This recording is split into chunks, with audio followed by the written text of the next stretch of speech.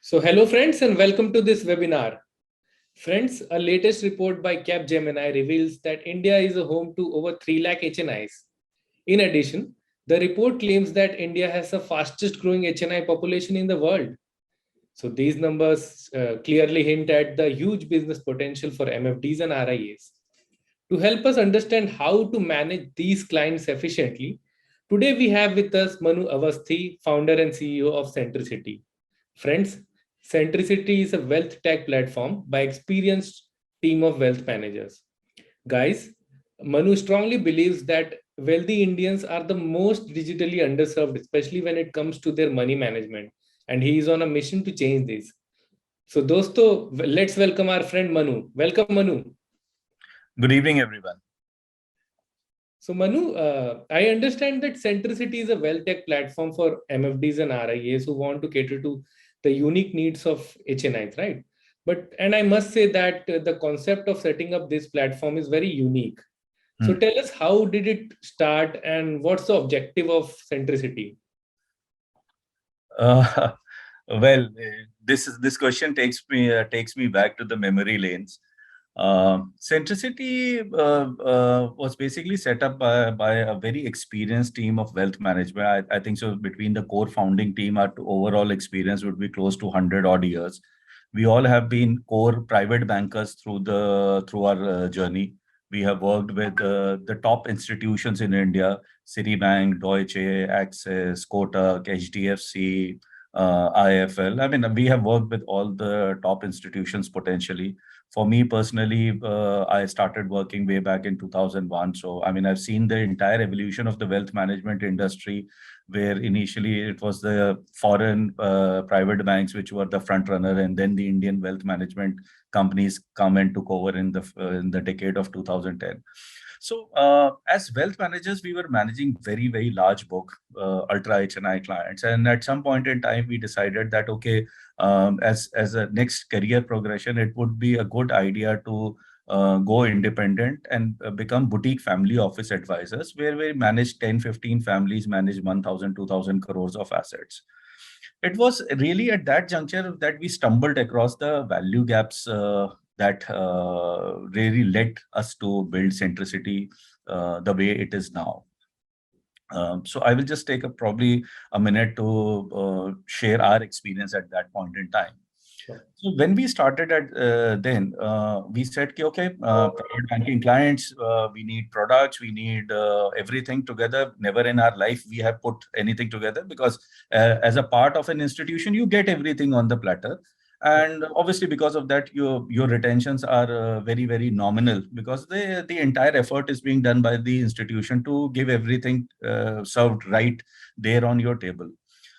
So, I mean, lack of experience, I would say, at that point in time. So we said, okay, let's do. So first thing first, we said, okay, we need to have a reporting MISing platform, multi-asset, multi-advisor. We struggled with that. We said, okay, there's nothing available. Best platforms offer mutual fund reporting. Second thing, what is very important and integral part of wealth management for HNI clients and above is multiple assets and multiple products. Now, because unlike a very small retail client who has a small disposable income, which can best be absorbed with mutual funds, as the portfolio size starts growing, let's say 2 crore, 5 crore, 10 crore, 100, 200, 500 crores, you can't put all eggs in one basket or in one genre of investment. That is when where you require different kind of product, different kind of solutions, and those solutions have to be brought in together. And one of the I would say jolting experience we had then was when we went to a PMS provider for whom we would have sold over 100 crores of its PMS as part of the wealth management major. When we discussed, everything was fine, and then suddenly a kind of a rate list came out, and we said, okay, if you do 10 crores, you get this kind of revenue sharing. If you do 5 crores, this, that. And then this seemed to be the normal. I mean, everybody you talk, they always have that list, which really confined us. Okay, if we have to start, then we cannot work with more than 2, 3, 4 PMSs. And what happens if your clients are already invested in 3, 4 PMS? They will not give you money. So you need to have more collaborations. But for newer clients, even those PMSs are fine. Then you needed bonds, MLDs. You needed a securities platform, because if you have bonds and MLDs, then it has to go into a demat. Whose demat it will be? Because if it is, the demat is not with you, then you cannot report. You can only show as a line item this investment, but you cannot give mark to market values of those. It is not your asset. You can't call it your AUM. It can be sitting into XYZ demat account. Then a lot of clients required international equity opportunities, value-added services. So this really opened our eyes, and we said that the moment you are out, then the world is not the same the way it is in a structured organization. We then spoke to a lot of our friends who are already IFAs, and we tried to understand how are they dealing with it. And then we also dwelled down to tier 2, tier 3 cities, because locally some of us belong to Rajasthan, UP, Punjab. So we went down and we tried to figure out that what happens. And we got a shocking revelation at that point in time. When we went down to tier 2, tier 3 cities, and we figured out that the accessibility of the product was very, very weak. And which effectively meant if the advisor himself does not have the product available, how will he cater to the requirement of the investor? And if the investor's requirement is not being taken care of, then his propensity to go to some other advisor or some other firm who is offering the products which are not available with his advisor, though he might be the most trusted person and he might have been aligned for 10, 15 years, it's a leaky bucket. You're giving somebody a foot into the door to really get into your client's portfolio. So all these things put together actually made us realize that there has to be one institution, one structured solution in a country with the details which you have shared, that the way HNIs are growing, that the advisor community, which is fragmented in nature, can really piggyback upon. I did not had an option at that point in time that I can go to an institution and say, okay, I want to start this business. Can you give me all the product reporting MIC platform? It was not available. And this is what actually led to Centricity to be born and start growing up in the current form, shape, and avatar that we are. So it is a solution that has come out after practically realizing the problem statement on our own self. It's not theoretical, it's just practical assessment of the requirements. Great to know that you learned a lot from IFAs before making this platform. Yeah. Our teachers too, and I thank all my IFA friends and the entire community for making us realize that how difficult it is to really deal with all these things in day-to-day life, with revenues crunching, regulatory pressures coming in. In future, your total expense ratios are going to come down. Right. And still, how to sustain and grow is still a challenge. And that is where Centricity came up. Right. So Manu, as you have mentioned that आपको दो decades से ज़्यादा का आपको और आपकी team को experience है to deal with HNIs, right?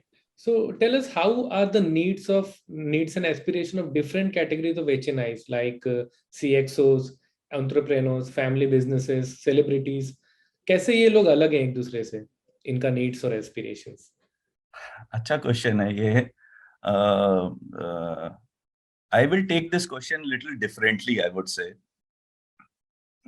It is very obvious to feel and think that their needs and requirements are different. So I'll take a step back. देखिए, ये समझना ज्यादा जरूरी है कि इनके बीच में कॉमन क्या है, इन सबके बीच में कॉमन क्या है. क्योंकि जो सोल्यूशन इवॉल्व होता है वो एक हमेशा एक लार्जर कॉमन गोल या कॉमन प्रॉब्लम के लिए होता है. It is never for smaller requirements. You don't create a solution. I mean, smaller issues can be fixed. तो इनके में जो कॉमन है एक चीज, इन सब के बीच में तीन चीजें बाय एंड लार्ज मेरे हिसाब से इनके बीच में कॉमन है. पहली चीज ये है, they all are very successful. Whether it is a CXO or an artist or a celebrity or whosoever it is, they are all very successful in life. Because they are successful, they have disposable income. उनके पास investable surplus है. क्योंकि वो successful है, सबके पास पॉसिटी of time नहीं है उनके पास. अगर टाइम होगा तो खुद ही मैनेज कर लेंगे सबसे एफिशिएंटली. तो टाइम. और तीसरी चीज उनको जो सबसे इंपॉर्टेंट होती है वो होती है simplicity of managing their own wealth. Simplicity में 3-4 चीजें आ जाती हैं कि मुझे प्रोडक्ट समझ में आना चाहिए, मेरा प्रोडक्ट 100 सिग्नेचर्स नहीं लगने चाहिए मेरे को प्रोडक्ट एग्जीक्यूट करने में। मेरे से मेरा एडवाइजर आया है, बात करी है, और वो वहीं के वहीं बैठ के मेरा प्रोडक्ट एग्जीक्यूट करवा सकता है, जो मैंने ना कि मैं पेपर भेजूंगा, आपके घर पे आएंगे, आप साइन करके रखना, फिर वो आएंगे। और उसके बाद उसकी एक सीमलेस रिपोर्टिंग और एमआईएसिंग होनी चाहिए कि मुझे पता होना चाहिए मेरा पैसा कहाँ लगा है, उसकी मार्क टू मार्केट वैल्यू कहाँ है। So these are the common threads between all of them who are successful. Okay.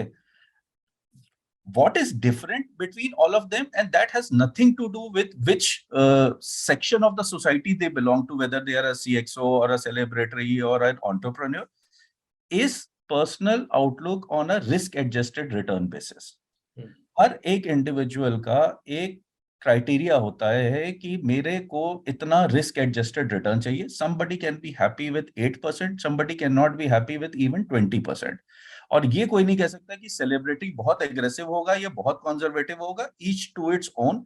हर एक इंडिविजुअल का एक अपना थॉट प्रोसेस होता है, अपना एक लाइफस्टाइल होता है, एक लाइफस्टाइल रिक्वायरमेंट होता है, फैमिली नीड होता है, उसके हिसाब से उसका प्रोफाइल। तो जो आप डिफरेंशिएटेड वाली बात कर रहे हो वो ये चीज है, लेकिन डिफरेंशिएटेड से ज्यादा इंपॉर्टेंट ये समझना है कि इनके बीच में क्या कॉमन है, and how as an advisor I can work with a larger segment which have certain things common between them. So to offer a good solution across the board to my client base. अच्छा, सो मनु जैसे आपने बताया कि वो लोग एक common चीज था कि उन लोग रिस्क एडजस्टेड रिटर्न और सिंपलिसिटी एक्सपेक्ट करते हैं, तो लेकिन अपने एडवाइजर से एज एन एडवाइजर वो मुझसे क्या एक्सपेक्ट करते हैं? How what do they expect, I mean from their MFDs and RIAs? First thing first that they expect is alignment of interest.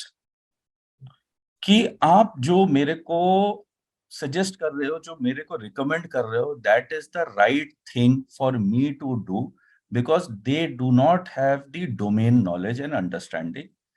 And at the end of the day, whatever we are doing, whether you are running Cafe Mutual Fund or I am running Centricity or somebody is running business, we work 24/7 to earn something out of it which can be invested. So this is all hard-earned money for them. Okay. Hard and money के लिए सबसे ज्यादा एक important aspect होता है कि मेरा adviser मेरे को सही चीज बताए। It is not about the whether the markets are doing well और not doing well, some investment going bad और नॉट बैड। अगर कोई चीज खराब हो रही है तो आप मुझे पहले बता दो कि ये चीज खराब हो रही है और इस वजह से खराब हो रही है। क्योंकि पैसा जो है एडवाइजर नहीं मैनेज करता है, एडवाइजर सिर्फ एसेट एलोकेशन मैनेज करता है। पैसा जो है एक प्रोडक्ट मैन्युफैक्चरर मैनेज करता है। अगर आप एक फंड हो, आप पीएमएस हो, और मैंने आपको पैसा लगवाया है अपने क्लाइंट का, और आपकी परफॉर्मेंस 50% रिटर्न देती है, तो मैंने सेलेक्ट किया। लेकिन अगर आप नेगेटिव भी रिटर्न देते हो तो आपका कहीं फंड सिलेक्शन गलत हुआ है इस वजह से, and it can happen with it. But information passing on in a very transparent manner is very important, first thing. Secondly, they do not like product push. Product push is the biggest reason for new advisor to come into a client portfolio। क्योंकि मैं एक product बोलूंगा कि sir ये product close हो रहा है, ये मंथ एंड हो रहा है, ये क्वार्टर एंड है, बहुत अच्छा प्रोडक्ट, एक करेगा, दो करेगा, तीन करेगा, उसके बाद ही विल स्टार्ट शाइंग अवे, वो पीछे हट जाएगा। और फिर वो देखेगा कि is there anyone else I can also deal with it. So product push is an issue. तीसरी चीज वो ये देखता है कि मैंने जो भी किया है उसका मेरे को सही टाइमली रिपोर्टिंग एमआईएसिंग होना चाहिए।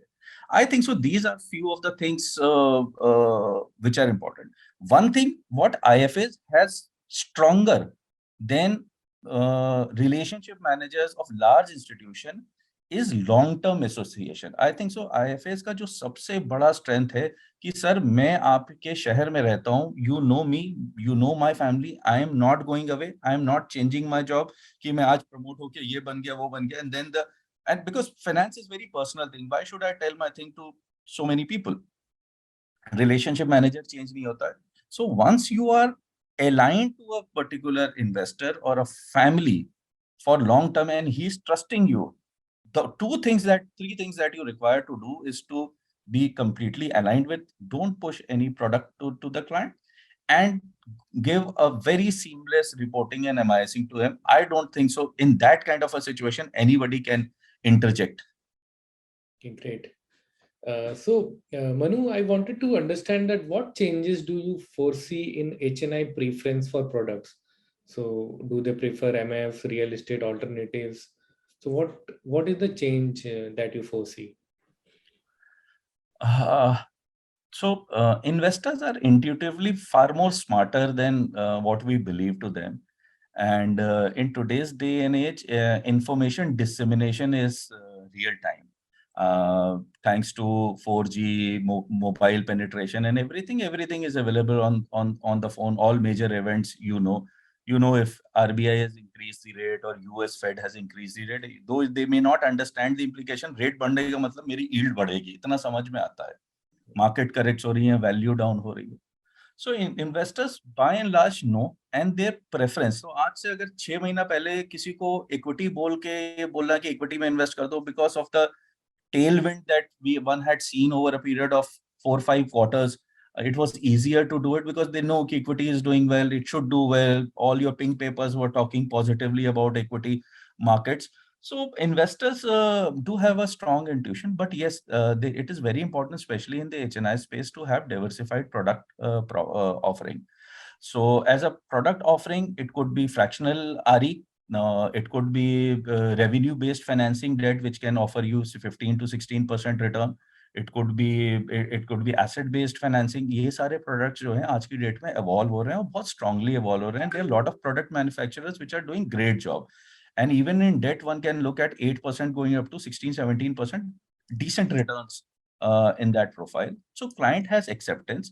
आज की डेट में मैं practically बात करूं, I mean, it is best that the investor should buy equity in the form of SIP, because SIP works well when the markets are sideways or down, and you will make disproportionate return over a period of time. But it becomes difficult क्योंकि immediate gratification जो है ना, एक ये human psychology होती है कि मैंने डाला और वो चीज 4 5 6% बढ़ जाए, मुझे बहुत अच्छा लगता है. आज की डेट में रिटर्न्स बैक एंडेड आएंगे, तो आदमी करेगा क्या, इन्वेस्टर करेगा क्या, कहेगा कि यार कुछ एश्योर्ड बता दो. अब क्योंकि इंटरेस्ट रेट्स बढ़ रहे हैं, तो आपको MLD मार्केट लिंक डिबेंचर, जिसमें टैक्सेशन आपका सिर्फ 10% प्लस प्लस लगता है, वो आपको ट्रिपल ए आज की डेट में 7.25% का बन जाएगा. जो आपको FD में नहीं देगा, 10% टैक्स होगा, 6.30 आपके हाथ में आ जाएगा. And going, if you do a little bit of credit play, let's say you go to A or double A, you can go see anywhere between 8 to 10, 11, 12%. So all those requirements are there. Clients को cash flow based products बहुत पसंद होते हैं, कि especially those who are retired, those who are in inactive professional life, they want monthly income to come in. So product requirements होती है और वो change होती है, वो evolve हो रही है. But thankfully, the product manufacturer side is also gearing up to take care of this requirement. And Centricity now digitally is playing the role of bringing all these product manufacturers who with whom the product distributor cannot connect. कैसे पता लगेगा कि revenue based financing product कौन सा fund manager बना रहा है, वो उसकी कोई डिस्ट्रीब्यूशन टीम तो है नहीं उसका. All those people we are bringing on our SaaS platform as a product marketplace and putting them live. तो एक चीज जो हम सपोर्ट कर रहे हैं सारे डिस्ट्रीब्यूटर्स को, कि हिंदुस्तान में कोई भी अच्छा प्रोडक्ट बनेगा, it will come first on Centricity platform before even it goes to the best private banking platform, and it will be day zero accessible for everybody in India. So that, I think so, is going to really empower and strengthen the distributor to meet the client requirements very, very efficiently. So basically, Centricity will help them open a private wealth management setup. ये Centricity का मोटो है और commitment है. The experience what their clients will get through the Centricity platform will be better than the best private banking platform in India, and possibly we want to beat the global benchmarks also. Great. So Manu, लेकिन जो wealthy Indians हैं उनका non financial needs भी होता है, जैसे philanthropy, lifestyle management, tax advising, education, or anything else that family may need. So और ऐसे subjects में very little information is available on these subjects, right? So in such a scenario, how do you take care of their non financial needs? Okay, so I will go back to my previous point when I said with conviction that the experience of our distributor friends, clients will be superior to any private banking platform. We have built a 360-degree solution. because we come from the private banking fraternity. So philanthropy, I will first touch base upon, and then I'll come to the other thing. Philanthropy is something which is still not commoditized, जिसका कोई product as such नहीं है, छोटा छोटा कुछ काम हो रहा है. But philanthropy is by and large very personal. It's each to its own. I want to do some kind of philanthropy. Somebody else wants to do some kind of philanthropy. Somebody wants to get associated with some kind of act or work. So वो बहुत ही individualistic होता है, और as such अभी India में इतना evolve है नहीं. We are a developing economy. जब पूरा डेवलप्ड हो जाएंगे, जब बहुत पैसा आ जाएगा, तो ये philanthropy will become a product on its own. But nonetheless, coming to the other aspects. So on Centricity platform, you will get tax advisory services. You will get estate planning services, whether you want to make a will or a trust for the client. Immigration services, residency services. Let's say आपका कोई client है, वो कहता है कि मेरा बेटा class 8th 9th 10th में है. He wants to go to US. उसका EB-5 application लगाना है, उसके visa का लगाना है. या आपको लगता है कि one of my family members want to become an NRI, which is a good jurisdiction for them to become an NRI. Should I go to Malta? Should I go to Dubai? Should I be in Singapore? What are the pros and cons? तो इसके लिए हमने beforehand, as we speak, we have tie-ups with best firms, consultancy setups, both in India and internationally. तो हमारा role simple है कि किसी का भी रिक्वायरमेंट आता है, you say yes, we have this portfolio product available, proposition available. You connect, you share the requirement, and we will connect you to the right consultant, and then you take forward the discussion with the consultant, and the distributor takes forward the discussion with the investor. So it's an end-to-end solution. Whatever private banking is offering will be available on the Centricity platform. Okay. So Manu, what are the other products and offerings which make Centricity a unique proposition for HNI clients?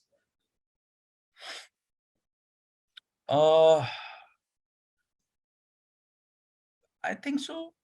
Centricity is unique in many ways. As I said, and this is very important, Centricity has a very, very strong alignment of interest as a B2B partner with the distributors. Centricity has a SaaS platform. This SaaS platform is one of its kind of a reporting MISing platform for the distributors, where they can report multi-asset, multi-advisor details. You have a single window marketplace. You have all the products available. You can execute mutual fund, direct equity through the broking tie-up that we have. You can execute bonds, MLDs, AIF, PMS, and international equity on this platform, plus the value-added services. So I mean, we have just stitched everything together into one to create. I mean, जो एक relationship manager का engagement एक large institution के साथ होता है, that you get everything on the platter, day zero, live available with you, is what we are going to offer to everyone who's associated with Centricity. So it's an institutional backing. We are an institution behind a lot of small institutions. So each IFA is an institution in itself, and we are just supporting them, backing them as a backend. They can use us as a sounding board. कोई portfolio में किसी का problem आता है कि ये typical एक बड़ी important हमारे साथ काफी IFAs have already started working with us on an offline basis. So there was one IFA who shared a proposal from a wealth management major. अब उसका requirement था client का कि 6 महीने का पैसा है, 12 महीने का पैसा है, कहाँ डाल. Believe me, the kind of proposal which that wealth management major had given to the client, neither the client understood nor the IFA. IFA shared that we made a simple analysis, pros and cons, and gave a reply to that. That entire 10 crore went to the IFA. Because client understood it कि ठीक है. उसमें एक चीज मैं बताता हूँ, हमने उसका क्लाइंट का 1 करोड़ रुपया, मतलब कि IFA को तो बहुत ही काउंटर प्रोडक्टिव लगेगा, but to be right by the client, 1 crore रुपया जो है, जो 3 महीने का था, वो एक बैंक के सेविंग्स अकाउंट में डाल दिया था, क्योंकि इंडिविजुअल का पैसा था, और वहां रेट मिल रहा था आज से 5 महीने पहले 7% का, वो जो क्लाइंट को नहीं मिल सकता. लेकिन आपने क्लाइंट का क्योंकि पैसा सही जगह डाला है, आप लिक्विड में रख सकते थे, और आप 10-15 पैसे का उसमें जो भी डिफरेंशियल होता है वो आपको मिल सकता था. But for the client he would have got 7% risk free in a bank account. This no wealth management major will do ever. This only an IFA can do, क्योंकि उनको तो ये है कि जो भी है वो सब रेवेन्यू बेस्ड प्रोडक्ट्स में जाए. So all those things put together, we will bring a very strong solution to the community. So friends, आप लोग भी अपना क्वेश्चंस चैट बॉक्स या Q&A में पोस्ट कर सकते हैं. यस. सो मनु, एक और एक मेजर चैलेंजेस है एमएफडीज और आरआईएस के लिए, कि जैसे जो भी एचएनआईज के साथ डील करते हैं तो उनको हमेशा एक डर लगा रहता है कि वो स्टिक रहे उनके साथ, राइट? नहीं तो एक बार में 5-10 करोड़ का एसेट चला जाएगा. तो एमएफडीज और आरआईएस स्टिकनेस कैसे बढ़ा सकते हैं एचएनआई क्लाइंट्स के साथ? मोर और लेस मैंने ये पॉइंट कवर कर रखा है कि आपको product see they do 1 lakh see. देखिए, एक एक एमएफडी आ रही है या आईएफए की जर्नी कहाँ से शुरू होती है? जैसे हमारी शुरू हुई थी, हमारी रिलेशनशिप्स थी और हमें वो पता था कि उन रिलेशनशिप्स के बेसिस पे हमें पैसा मिल जाएगा. ठीक है. अब इंपॉर्टेंट ये होता है कि how do you grow the share of wallet and where will you lack, where will you stagnate. हमारी स्ट्रेंथ क्या है कि अलाइनमेंट ऑफ इंटरेस्ट है, लॉन्ग टर्म एसोसिएशन, हम चेंज नहीं होने वाले. My house runs on this particular business, so I am not going to change the business. But how do you grow? You grow in multiple ways. आप सही product select करते हो, but you start offering multiple solutions to the client. अब आने वाले time में जो है हम मॉर्गेजेस इस पे इंटीग्रेट कर रहे हैं, सॉरी, मॉर्गेजेस इंटीग्रेट कर रहे हैं कि अगर क्लाइंट ने कोई प्रॉपर्टी खरीदनी, लोन लेना है, तो मेरे से ही आप ले लो. तो आईएफए को एक अलग किसी डीएसए से टाई अप नहीं करने की जरूरत है. सारे लाइसेंसेस सेंट्रिसिटी ले रहा है. इंश्योरेंस हम इंटीग्रेट कर रहे हैं, LI GI both. First phase LI will come, then general insurance. तो उसकी रिक्वायरमेंट जो है वो है, क्योंकि हमने जो है हमारे SaaS प्लेटफॉर्म में एक नेटवर्थ रिपोर्टिंग बनाया. नेटवर्थ रिपोर्टिंग में क्लाइंट के सारे फाइनेंशियल पोर्टफोलियो, सारी रियल एस्टेट डिटेल्स, सारी इंश्योरेंस डिटेल्स, वो सारी इंटीग्रेट हो जाएंगी एंड क्लाइंट को नोटिफिकेशंस जाएंगे. So the advisor will become a sounding board, जिसको हम लोग अपनी लैंग्वेज, कोड लैंग्वेज में इंटरनली बोलते हैं. The advisor will become a digital munshi of the client. Every information that you possess, you get. Now that is where the propensity of a IFA to cross sell to the client will become higher and his stickiness. क्योंकि एक IFA का operating cost एक large institution से बहुत कम है. भाई देखो, mutual fund में या किसी भी एक पर्टिकुलर प्रोडक्ट, मान लीजिए आपको 1% रेवेन्यू मिल रहा है. यही हो सकता है कि एक आईएफए को 1% मिल सकता है, बड़े इंस्टीट्यूशन को 1.1% मिल सकता है या 1.2%. 20% से ज्यादा का डिफरेंशियल नहीं हो सकता है किसी भी प्रोडक्ट. लेकिन एक आईएफए का ऑपरेटिंग कॉस्ट बहुत कम है. ठीक है. और एक इंस्टीट्यूशन का ऑपरेटिंग कॉस्ट बहुत ज्यादा है. तो आईएफए अपना cost rationalisation, instead of giving in the similar genre a product where the client is bearing 1% expense, if he gives a product which where he is bearing 0.5% expense, तो 0.5% तो उसने client को product efficiency में दे दिया. Now this is something which will show a compounding subsequently also, and the client will also be happy and nobody will be able to say कि इसने ये ठीक नहीं किया है. And then on top of that you start cross selling कि insurance भी है मेरे पास. अब इंश्योरेंस की भी प्राइसिंग आपकी सुपीरियर हो सकती है, प्रोडक्ट आपका सुपीरियर हो सकता है, मॉर्गेजेस हो सकता है. So the idea is to grow the share of wallet. 2 चीजों से ही ग्रोथ आ सकती है, 3 चीजों से basically.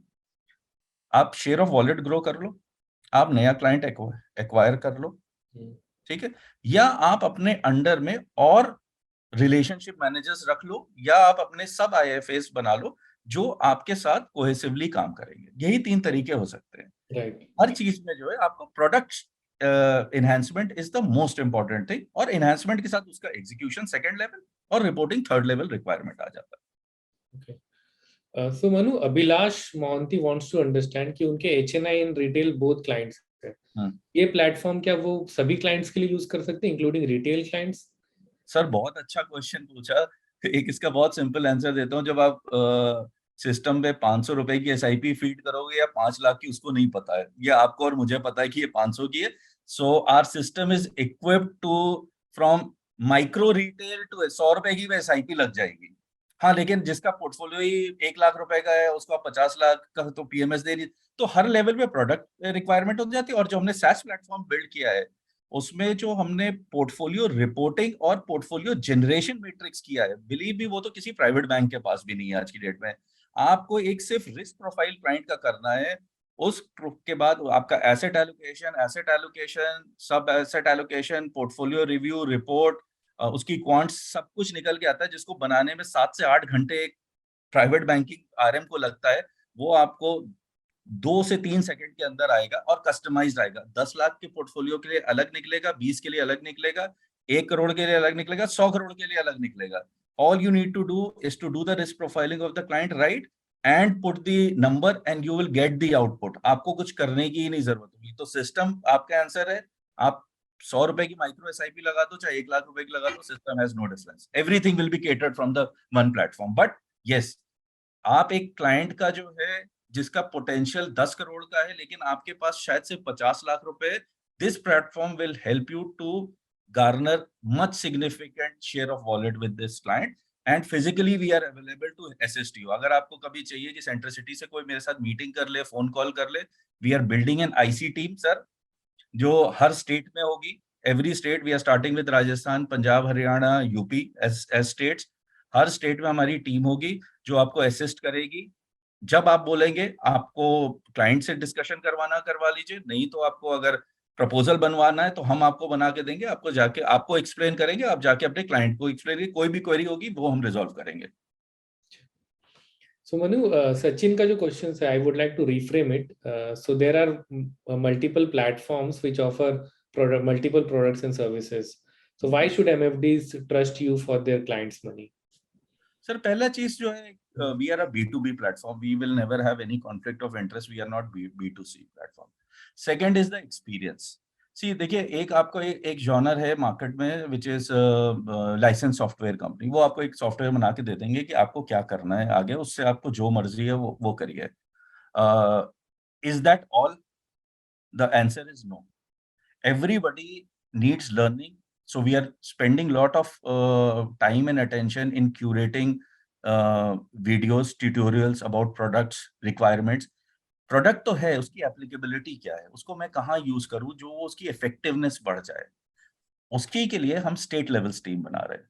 So we are only hand holding, we are not a typical digital platform, we are a phygital platform. कि मैंने एक सॉफ्टवेयर बना दिया, मैंने आपको दे दिया, आपको उसके साथ जो करना. अरे आप कहोगे मेरे 100 करोड़ का एईएम है, मेरे सारे क्लाइंट्स कंट्रोल में, मुझे सॉफ्टवेयर चाहिए नहीं, वो पेपर साइन कर देंगे, then what? But the our discussion and our journey starts. वो 100 करोड़ तो आपने कर लिया. Do you want to grow to 200, 500, 1000 crore? If yes, let's sit together. We want to be growth partners and work along. That's our solution. Okay. So Sachin का follow-up question है कि revenue model क्या होगा? How does it work? Sir, revenue model बहुत simple है. There are two things. Platform as a service is free. We are a open source financial services platform. आपको सिर्फ platform use करना है. आपको mutual fund, direct equity execute करना है. There is no cost to it. हाँ, लेकिन मतलब कुछ रेवेन्यू शेयरिंग के बारे में. रेवेन्यू शेयरिंग स्पेसिफिक रिक्वायरमेंट्स में आएगा where the people want to grow. अब जैसे for a lack of better word I am using the word micro entrepreneur. Some people work with us. अब एक एग्जांपल लेते हैं, जैसे मैंने बोला हम स्टेट लेवल टीम्स बिल्ड करेंगे. ठीक है, मैंने स्टेट लेवल टीम बिल्ड कर दी, क्या होगा? तमिलनाडु में it will be in Chennai, Pune में आ जाएगा, हैदराबाद में, larger cities. But there is always a satellite business area around all the large cities which is 200-300 kilometers.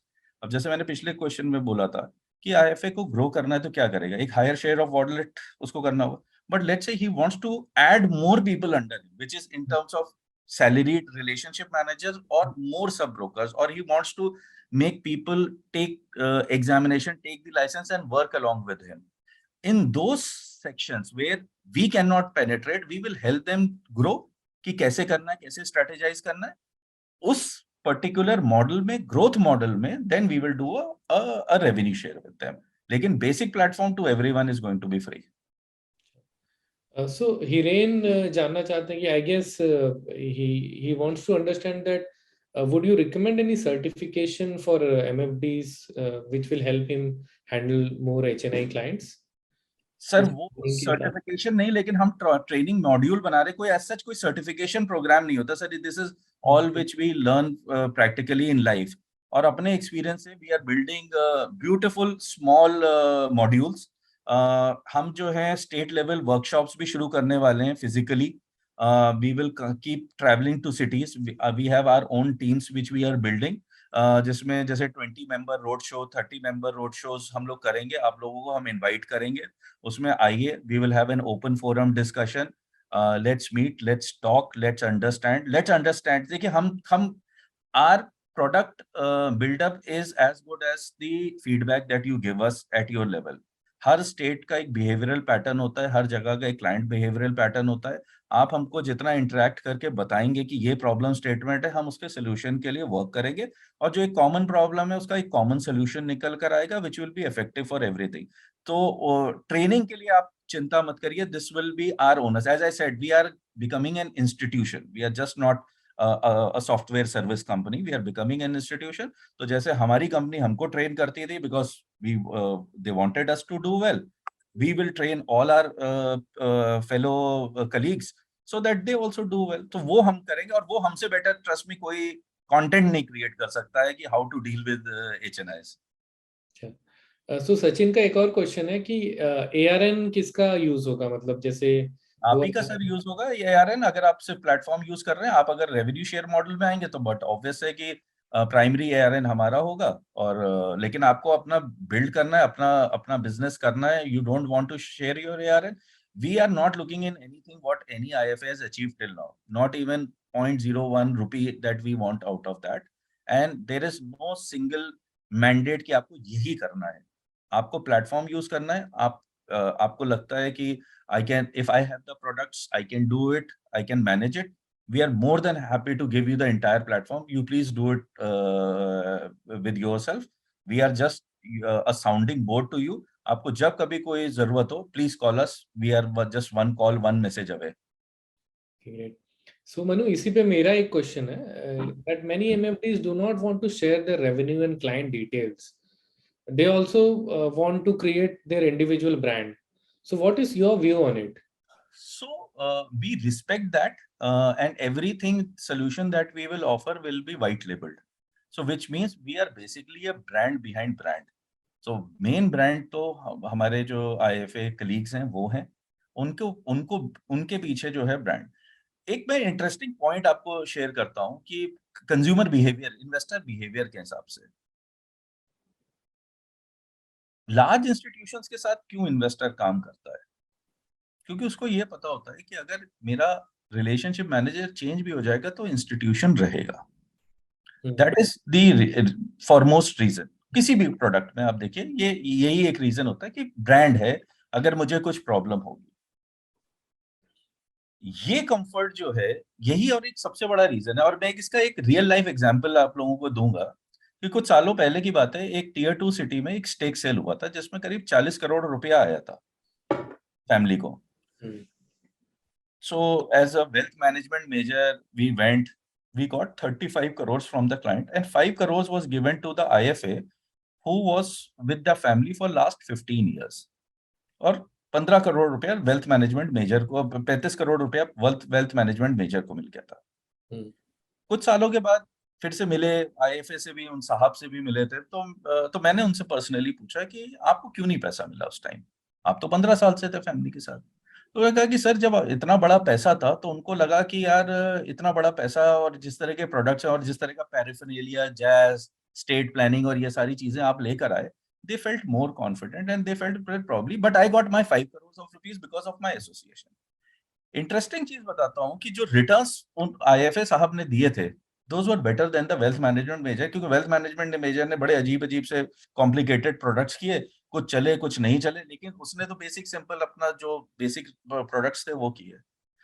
ये होती है कस्टमर साइकोलॉजी कि मेरी बैकिंग क्या है उस जिस पैसे को मैं दे रहा हूं. So that is where when the money becomes big.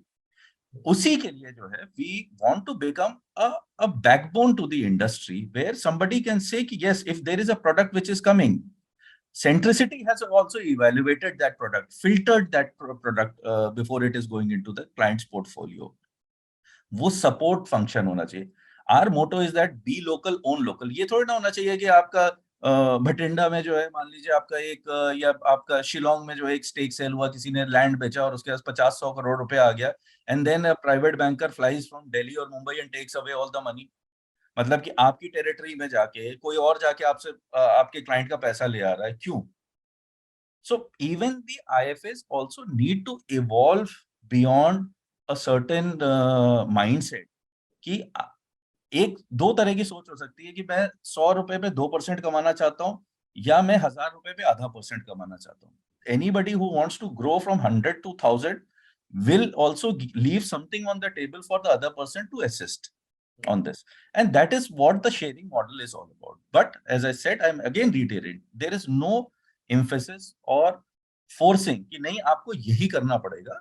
और देखिए सिंपल सी चीज है, ट्रस्ट हर जगह डेवलप होता है, एफिशिएंसी डेवलप होती है हर जगह. हो सकता है कि आज सब लोग हमारे साथ काम करने के लिए जुड़े प्लेटफॉर्म पे, देखेंगे वो कहेंगे कि नहीं अच्छा है, वैल्यू ऐड है, they will pay us also. अगर नहीं है तो नहीं, इस्तेमाल करो फिर बात करो. ये अपना सिंपल मोटो है.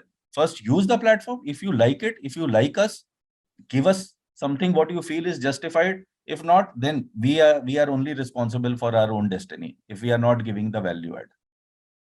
Manu, Akhtar wants to understand that you must be tying up with different vendors to offer products and services. तो ऐसे में आप कैसे इंश्योर करेंगे कि वो लोग का क्वालिटी बहुत अच्छा है जिसके साथ भी आप टाई अप कर रहे हैं? देखिए क्वालिटी बहुत अच्छा जो है, ये एक बहुत ही सब्जेक्टिव पॉइंट होता है कि क्वालिटी क्या अच्छा है. कुछ चीजें देखी जाती हैं कि जैसे कई नई पीएमएसएस हम लोग करेंगे आज की डेट में. देखिए कई ऐसी पीएमएसएस आ रही हैं जो अपफ्रंट चार्ज ही नहीं कर रही हैं आपको, कोई मैनेजमेंट फी नहीं है, सिर्फ प्रॉफिट शेयर में होगा. अब वो पीएमएस भी हमारे प्लेटफॉर्म पे होगी. अब एक आईएफए कहेगा कि मैं क्यों कोई ऐसा करूं जिसमें मुझे कुछ नहीं मिल रहा और बैक एंडेड मिल रहा है. लेकिन आप दूसरे नजरिए से देखिए, वो क्लाइंट को बहुत पसंद आएगा, बिकॉज अलाइनमेंट ऑफ इंटरेस्ट है. मेरा एडवाइजर तब कमाएगा जब मैं पैसा कमा लूंगा. ठीक है. अल्टीमेटली अगर वो 15% का हर्डल है उसके बाद है. तो हमारा जो काम है वो है एक ड्यू डिलिजेंस करना. एक फंड मैनेजर पे हम एश्योर नहीं कर सकते परफॉर्मेंस, कोई नहीं एश्योर कर सकता है कि ए बी सी में कौन सबसे अच्छा परफॉर्म करेगा. एक वाइट लिस्ट बनाएंगे जिसमें राइट फंड मैनेजर्स होंगे, और उसके अलावा बाकी भी बहुत सारे फंड मैनेजर्स होंगे, कम से कम 30-40 जो कि वहां इम्पैनल्ड होंगे, जो because we want to leave the discretion to the distributor also. भाई मैं गलत कर सकता हूँ, मैंने 10 सेलेक्ट करी, 10 में से 2 नहीं ठीक थी, 8 ही ठीक थी, लेकिन उसके बियॉन्ड भी 10 और है. Everybody is open to make their own sense of judgment around the other things also. Our thing is that we will do the due diligence, we'll get the right products in the right fitment. अब कोई बहुत ही speculative, जैसे एक time पे plantation type का कुछ आया था, non speculative product, non regulated product हम नहीं करने वाले हैं कोई भी. जो भी प्रोडक्ट्स अप्रूव्ड हैं जैसे भी हैं, जैसे मैंने क्रिप्टो का नाम लिया, बहुत से लोग हमें रीच आउट कर रहे हैं. कुछ आईएफएस ने बोला कि हमारे client interested, but it is not a regulated product. We are not very sure whether we will bring it और not bring it, because everything has to be right. तो इनफैक्ट हमने जो एक प्रोडक्ट मार्केट प्लेस बनाया, उसमें आपका पूरा risk hierarchy के हिसाब से सारे प्रोडक्ट्स का फिटमेंट है. जब आप देखोगे तो लोएस्ट टू हाईएस्ट सब कुछ आपको वहां पे क्लियरली दिखेगा कि क्या है, और उसकी एप्लीकेबिलिटी, सूटेबिलिटी, वो सारी चीजें आपको दिखेगी. So that if we are calling ourselves an institution, then obviously we are playing the role of being an institution and doing the right due diligence. I would not use the word, but right amount of introspection and right kind of questioning before we really bring in any product. अब एक PMS fund manager है, वो 10 करोड़ से कम का check ही नहीं लेते हैं, लेकिन वो भी प्लेटफॉर्म पे. अब वो सेलेक्टिव क्लाइंट्स, वही एक जो ट्रांजैक्शन है जहां पे 100 करोड़ रुपए आएगा, वहां पे वो फंड मैनेजर की एप्लीकेबिलिटी लगेगी. That is where it will become an HNI proposition.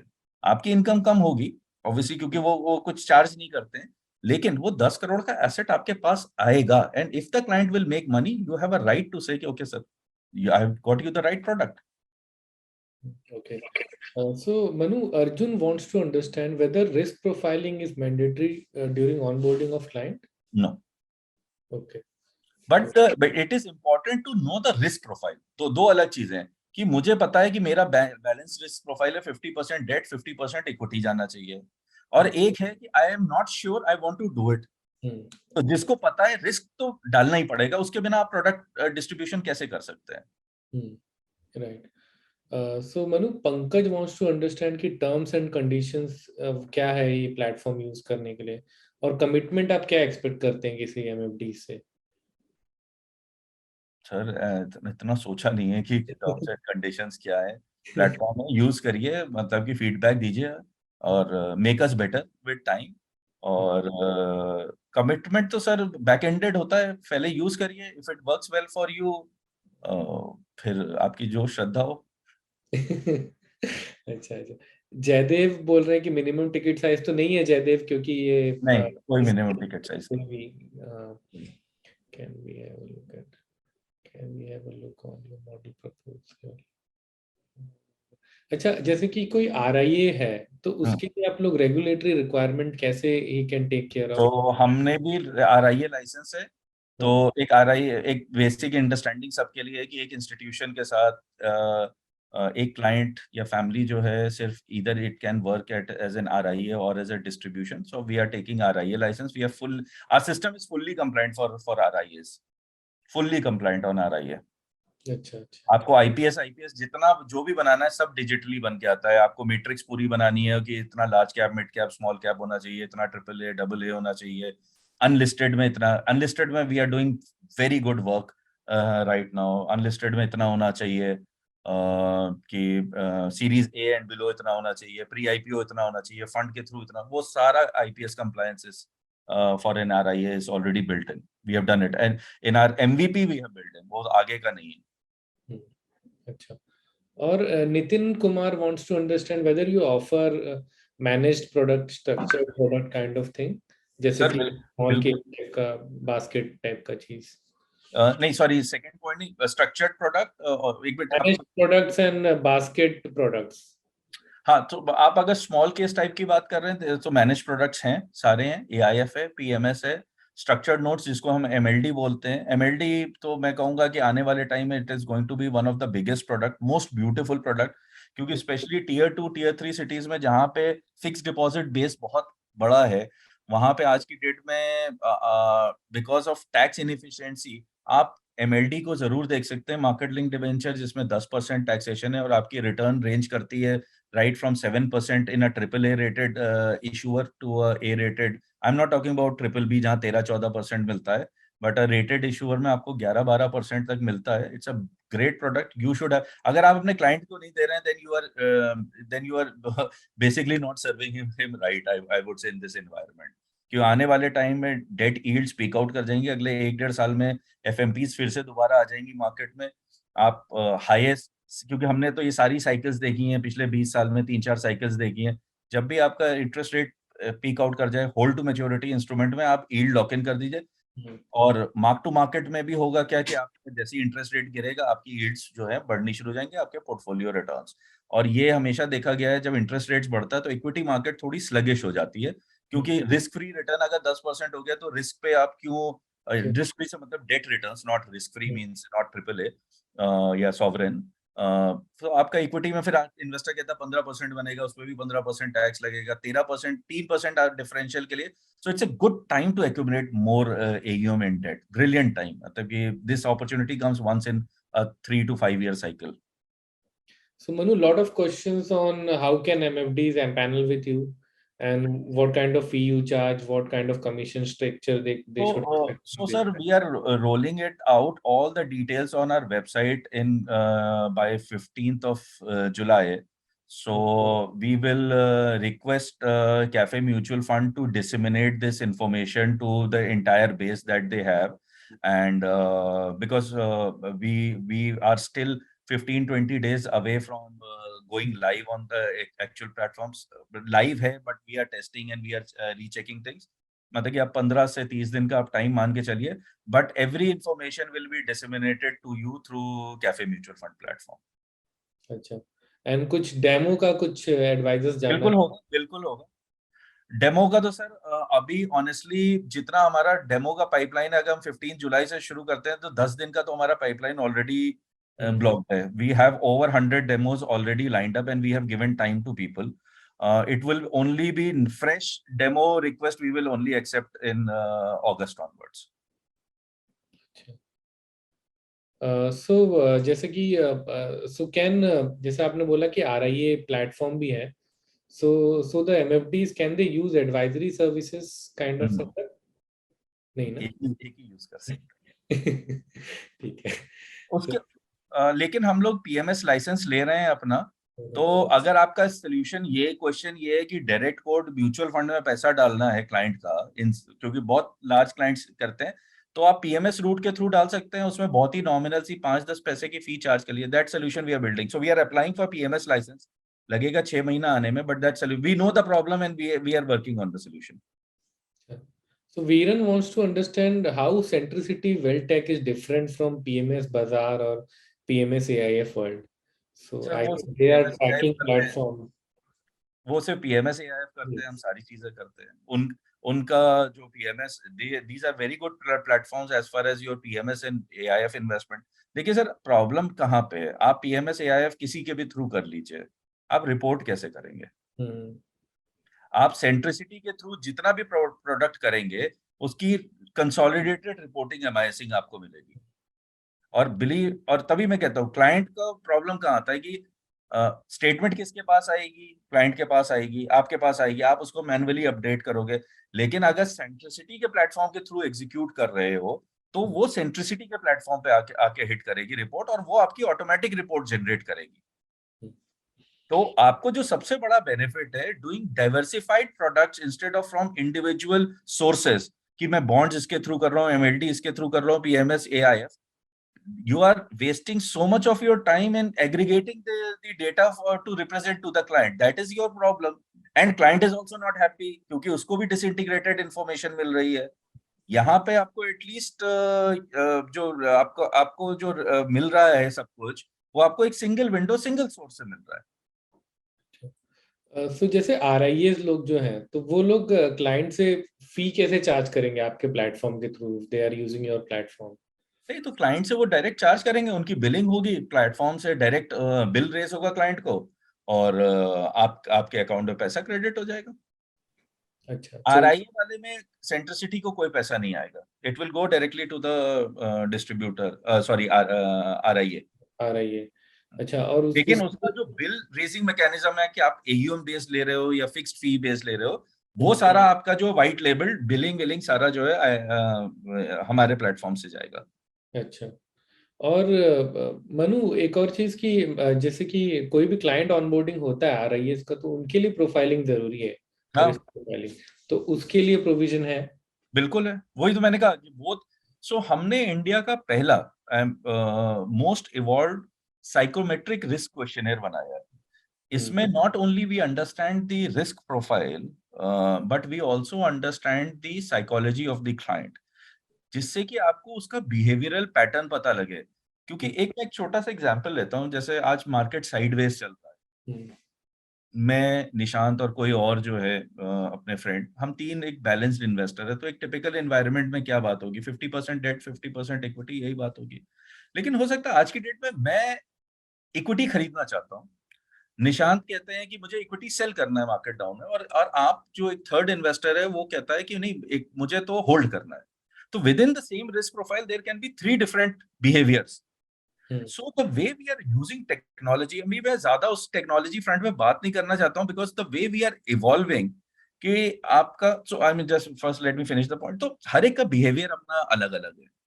तो उसको कैसे आप आइडेंटिफाई करेंगे कि किस सिनेरियो में क्या चीज. तो टेक्नोलॉजी का यूज जो है ना, वो ये बिहेवियर आइडेंटिफाई करने में आता है. तो अगर हम ये बात कर रहे हैं कि म्यूचुअल फंड डिजिटली एग्जीक्यूट हो जाएगा, पीएमएस हो जाएगा, एमएलटी, ये बहुत छोटी बात है. ये ट्रस्ट मी, आज की डेट में जो हमारा आगे का रोड मैप है, उसमें this will not count more than 25%.